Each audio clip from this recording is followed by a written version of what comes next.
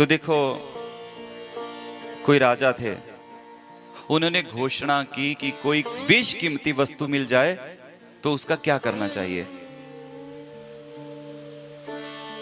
अनेक लोगों ने बोल दिया, किसी ने बोला कि इतने जमीन में गाड़ दो, किसी ने बोला पेड़ पे छिपा दो, किसी ने कहा 50 तालों में रख दो, किसी ने कहा 1000 पहरेदार रख दो बेशकीमती वस्तु के लिए।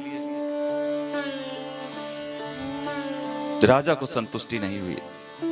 एक महात्मा वहां रहते थे उस नगर में, उनसे पूछा गया तो उन महात्मा ने कहा, राजन तुम्हें बेशकीमती वस्तु प्राप्त हुई है ना, तो किसी को मत बताना कि तुम्हारे पास बेशकीमती वस्तु है, नहीं तो वो तुम्हारे पास नहीं रहेगी, वो तुमसे छीन जाएगी। किसी को भी पता लग गया, प्रेम से कहिए श्री राधे। राजा संतुष्ट हुए।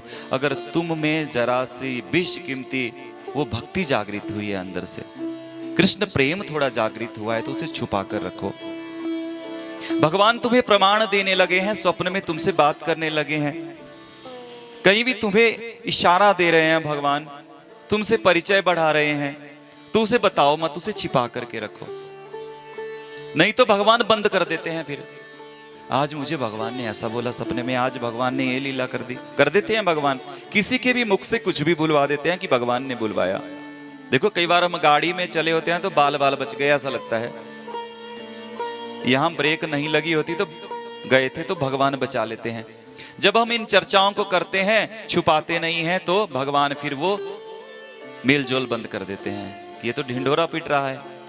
इसलिए जो कीमती तुम के अंदर भक्ति का उदय हो रहा है, भगवान परिचय कर रहे हैं, बात कर रहे हैं, इसे किसी से मत बताओ, गुप्त रखो, फिर भगवान और बढ़ाएंगे इसको। बोले वृंदावन बिहारी लाल की। देखो प्रेम जब होता है तो वो उसका ढिंढोरा पीटा जाता है।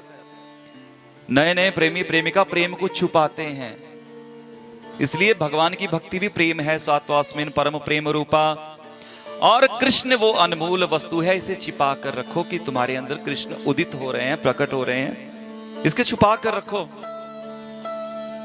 अगर नहीं छुपाया उस अनमोल को तो फिर वो चला जाएगा। तो